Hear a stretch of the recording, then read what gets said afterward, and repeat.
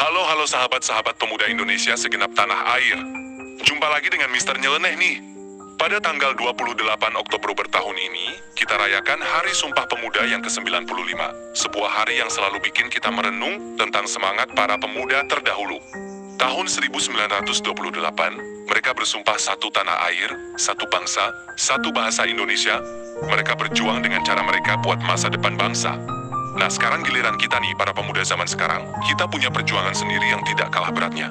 Menghadapi era digital yang berjalan sangat cepat, dan juga isu AI yang banyak dikatakan bakal menggantikan jutaan pekerjaan yang sudah ada di dunia. Jangan sampai kita cuma ketakutan aja ya. Kali ini kita bahas sama-sama gimana cara kita menghadapinya dengan semangat Sumpah Pemuda. Kita balik ke sejarah dulu dong. Zaman kolonial, para pemuda kita sadar banget kalau tanpa persatuan dan ilmu pengetahuan, kita bakal terus terjajah dan tertinggal. Mereka rela jauh-jauh belajar ke luar negeri, berorganisasi dengan penuh semangat, dan berani bicara keras buat membelah hak bangsa. Kini kondisinya memang beda banget. Tidak ada lagi penjajah yang datang dengan senjata. Tapi ada penjajahan bentuk lain, yaitu ketertinggalan teknologi. Analoginya aja ya, dulu orang berpergian pakai kereta kuda atau berjalan kaki yang cepat aja bisa sampai tujuan duluan. Sekarang kalau kita masih mau jalan kaki aja padahal udah ada kereta cepat dan pesawat, jelas kita bakal ketinggalan jauh kan? Era digital dan AI itu kayak jalan raya baru yang sangat lebar dan cepat. Kalau kita cuma berdiri di tepi dan takut naik mobil, kita bakal terus tertinggal dan akhirnya tidak bisa ikut serta dalam perkembangan bangsa. Sebelum kita terlalu khawatir sama AI, ada hal penting yang harus kita pahami nih. AI itu bukan makhluk misterius yang muncul dari bumi ajaib loh. Pada dasarnya AI itu hanya kumpulan software dan hardware yang dirancang dan disusun oleh ribuan insinyur dan ahli dari seluruh dunia selama bertahun-tahun. Semua kemampuan yang dimiliki AI berasal dari pemikiran, kerja keras, dan pengetahuan manusia dulu. Bayangin aja kayak kita punya mesin cuci, mesin itu dibuat oleh manusia buat bantu kita mencuci pakaian lebih cepat dan efisien. Kita nggak pernah merasa mesin cuci itu musuh kan? Justru kita belajar cara pakainya dan jadi lebih efisien. AI juga sama. Kalau kita mau ambil waktu buat belajar ilmunya, mulai dari yang paling dasar kayak paham cara kerja sistemnya, atau belajar pemrograman, analisis data, atau bahkan cuma belajar cara memanfaatkan alat AI yang ada, kita nggak akan jadi yang digeser, tapi malah bisa menjadikan AI sebagai mitra kerja yang sangat bagus dan super efisien.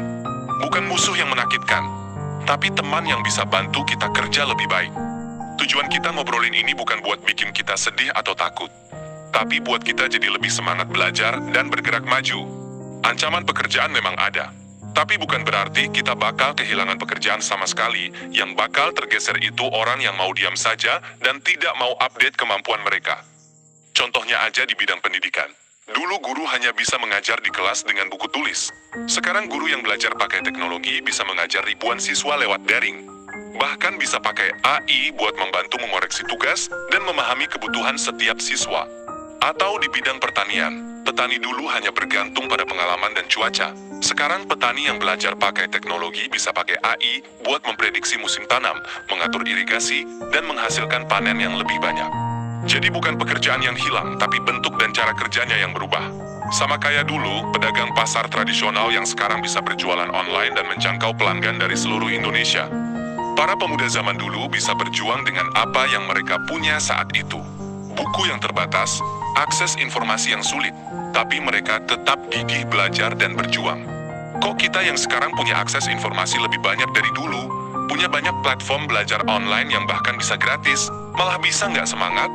Sumpah Pemuda mengajarkan kita untuk punya semangat juang yang tak padam, punya rasa cinta tanah air yang membuat kita mau berusaha terbaik buat negeri ini. Mulai aja dari yang kecil ya, bisa mulai dari ikutan kursus online tentang teknologi, gabung komunitas belajar yang sesuai dengan minat kita, atau coba-coba explore aplikasi baru yang bisa bantu kita kerja atau belajar. Jangan sampai kita jadi generasi yang hanya bisa bilang, masa dulu lebih baik, tapi tidak mau bergerak maju. Kita punya tanggung jawab besar buat terus membawa bangsa ini jadi lebih maju dan sejahtera, sesuai dengan janji yang pernah diucapkan oleh para pemuda kita dulu.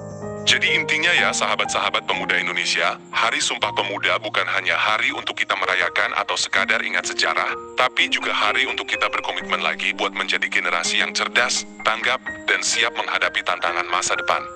Era digital dan AI itu bukan ancaman kalau kita mau terus belajar dan beradaptasi, malah bisa jadi kesempatan besar buat kita berkembang lebih baik. Kalau teman-teman suka dengan pidato ini dan merasa termotivasi, jangan lupa klik tombol like ya. Komen aja di bawah kolom komentar tentang apa yang kamu mau pelajari buat menghadapi era digital ini. Biar kita bisa saling berbagi informasi dan semangat bareng-bareng. Dan yang paling penting, jangan lupa subscribe channel Mister Nyeleneh ini. Klik lonceng notifikasinya biar kamu nggak ketinggalan konten inspiratif lainnya buat kita para pemuda Indonesia. Sampai jumpa di acara atau video selanjutnya. Ya teman-teman.